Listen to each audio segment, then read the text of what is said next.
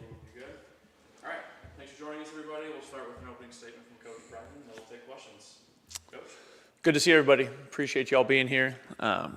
Obviously, coming off a really hard day, Saturday in Houston. We want to, pay our respect. That I thought Coach Fritz and that staff did a great job, but obviously a very disappointing ending for us. Now we're into this bye week. Really important time for us, an opportunity for us to get fresh, for us to really dive into some of the fundamental parts of just playing football, and that, as always, for us to just attack redline. And the players came in yesterday. Obviously, everyone's hurting, but they're committed to doing this thing the right way. And we have 5 games left, a lot of football left to play, and we're excited about it. We've got some big-time opponents, starting with this next one at Colorado in 2 weeks. So we've got our work cut out for us, but we're excited to get going. Great, thank you, Coach. We'll start with David and then Justin. Coach, obviously you've had a ton of success in the fourth down piece this year and going forward. What is the conversation like with you and Seth on those calls? I would imagine you tell him, I want to go for it, and then how does it evolve from there? Do you discuss what you want in that situation, or does he have? Yeah, it has to happen pretty fast, right? It has to happen pretty quickly when you got a play clock burning. But lots of times that'll happen on the previous play, right? So we're third and long or third and medium, and I'll say, hey, you got 2 downs here, so that Seth can make the play call before fourth down. Knowing that he's got another shot at it, right? So that opens up a little bit more to the idea. But, the other person that's been great with that has been Danny, right? Because, sometimes when you do those things, if you don't get it, you're putting the defense in a tough situation. But Danny's ready to play defense anywhere. So it's the conversations between the 3 of us have been really positive. Justin in the truck. So after watching film from the last 2 games, as far as, teams and the rushing attack on the defense, just how do you assess that, and where do you guys move forward just in terms of stopping the run? Yeah, absolutely. I think that's a huge point of emphasis for us, just really because we were so good, earlier in the season, in our run defense. What we've seen is that people have been attacking us with a bunch of quarterback run the last 2 weeks, and that's obviously a huge point of emphasis as we get going here. There's a couple things that I think are, I think if you look at that game last week, I think we, one of our reasons for returning to fundamentals in the practice environment this week is that we missed too many tackles. So those numbers weren't, shouldn't have been what they would have been if we would have made the tackle or gotten the guy down when we had a chance to. And then I thought they also did a good job schematically, and obviously their quarterback and their back are both good players. Troy and then Chris. Kind of going off of that, along with the defensive thing, the third down defense over the last two games has kind of been shaky. Just your thoughts, what's going wrong there on third downs? I think it's a combination of a couple of those things, missing tackles, or maybe us not executing the exact details of what we're supposed to get done. And then I think we're also playing against good football teams. Chris and then Michael. So Trace Spivey is 6th on the team in targets, but on 11 touches, he has 5 touchdowns. Really effective, getting in the end zone when he has the ball. What can you and Seth do to just get him more looks the back half of the season? Yeah, absolutely. His production has been off the charts, right? Which is really exciting. I think that's one of those things that we felt great about the receiver room and the pieces that we added there over the offseason. And so because also Chris Hunter's a really good player too, right? And Chris Hudson a good player. And then, in the slot, we've got Nunu and we've got Wysong and we've got the young guys. And so there's a lot of people that can contribute in meaningful ways. And I think the more you see Trey play, the more confidence he plays with, which is really kind of what you would hope. And so, without saying we're going to throw it to Trey Spivey every play, right? Obviously, we want to put the ball in his hands. Michael and then Jason. There were a couple of calls that didn't go your way in that game. The one on the sideline that they didn't overturn, and then the illegal motion where they picked up the flag. Did you submit those to the conference for further review? And if so, have they gotten back to you? We did submit them, and they got back to us. And they said? Honestly, we're talking too much about the officials the last 2 weeks. And really, I just want to focus on what's next, and that's the University of Colorado. Jason and then Brian. The one play, the 4th and 1, with the RPO with Noah, the announcers kind of said that maybe it was just a called straight up handoff because of the read. Was that in the second quarter? Yeah. Straight handoff. It was. Yep. We missed a block. Yep. It's frustrating because it was obviously, I talked about it in my press conference after the game. It was a huge momentum play in the game.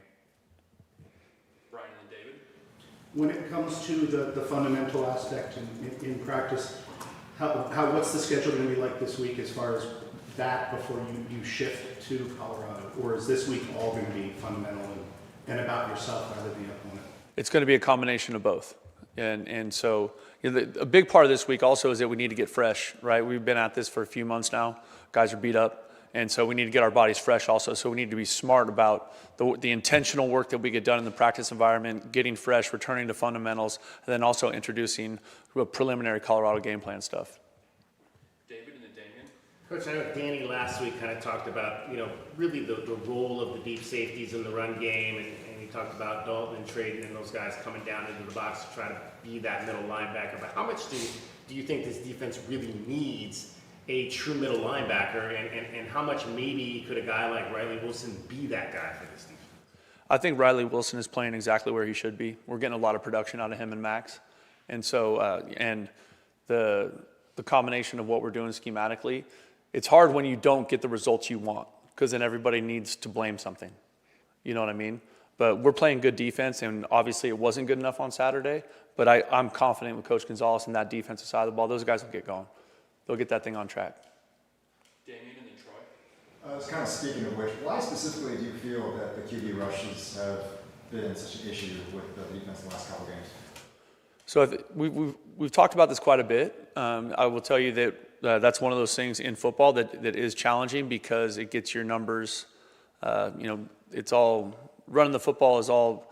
Do you have more blockers than they got defenders, or do you have more defenders than they have blockers? Right. So you're always trying to get +1 on either side of the ball, whatever. And when the quarterback runs it, normally the quarterback is just a guy handing the ball off, right? And so he's a non-factor in the count. Does that make sense? And so I think that's one of the things that's challenging. And then I think both those guys are good runners too, right? Both the BYU quarterback and the Houston quarterback were both powerful, strong kids, and that's a situation where you have to have population at the football, and we have to get people on the ground. Troy and then Justin. A lot can get lost positively in a loss when you have that, but just the progression and Noah Fafita from the BYU game to the Houston game and just how he's been developing throughout the year. Yeah, I think Noah's on a great track. When you complete 24 of 26, that's a pretty special day in football anywhere. You know what I mean? And so and I think one of the two, one was batted and one was a drop. You know what I mean? And so I think Noah, his relationship with Coach Daggy, I think his comfort in the offense, I think you see him improving and growing week by week. It also speaks to just what a competitor and what a hard worker he is, right? It's so important to him. And so when you see somebody invest that level of time and effort and energy into being really good, then you start to see the results. It's awesome to see that for that kid. Justin and then Michael. And we saw a lot of short passes, screens, getting the ball out quickly. What do you think of just how you guys were able to scheme that game, and do you feel like maybe that's the kind of system that's best suited for Noah? It's honestly, I've said this before. It really depends on who we're playing, right? Like where the ball goes, right? And so I think that's to credit to Noah is it like that ball was being delivered with accuracy and timing to the right spots, right? And so and then I thought Coach Daggy and the offensive staff did a good job scheming that up. Michael and then David. How do you convince the players and the fans that things are going in the right direction when you don't have the results to back it up? That's the trick. That's the hardest thing about it, right? And I think when you look at those last two games, when you lose two games that way, and it's so hard and it's so challenging, the thing that we talk about with the players is what choice do you have? I mean, really, what choice do you have? You want to choose to believe you can or you can't. And so with this team believes they can. And that's the way they showed up for work yesterday, and that's the way they'll show up for work tomorrow. You know what I mean? And I understand everyone's frustration because everyone here is frustrated too. Like no one puts more into this thing than the players and coaches do that are in the building, right? Like the care factor in this space right here is incredibly high. And so are the disappointments when you don't get the results you want, right? But helping our players navigate that and doing those things the right way and continuing to live Redline and continuing to dive into our process is what's given us a chance to play better football. We're playing better football, right? And if we stay the course, we will get it. We have to keep pounding the rock. Eventually, it's going to break. David and then Jason. Coach, you mentioned on the 4th and 1 you didn't get that was a designed run play to hand it off. All 3 of the ones were run plays. You were obviously successful on the other 2. But what's the RPO element in that in terms of Noah's ability to make the decision whether to keep it a straight run or to keep it and go? And how's he doing in that respect? He's doing great in that respect. And I think that there's a difference there, right? That was not a called RPO. That was a straight called run. Very different, right? Run PO or RPO is run pass option. He can do either. And he's really good at that stuff, you know what I mean? And so I think that's why you see him hitting some of those throws, 24 of 26. You know what I mean? Like, it's him making good decisions with the ball in his hand. Just quick, then he said after the game, though, he should have pulled it. So he didn't, but that wasn't an option there for him to pull. Pulling it and throwing it are two different things, right? Because on that play, there was not a pass option, right? So he could have pulled it. He could have pulled it and kept it. Yeah. Jason and Justin? How do you, kind of similar to Love's question, how do you avoid, last year it seemed a little bit with the scores and stuff, guys started feeling bad for themselves a little bit. How do you kind of avoid that when you have games that are so close and right there, but they're not able to kind of get there?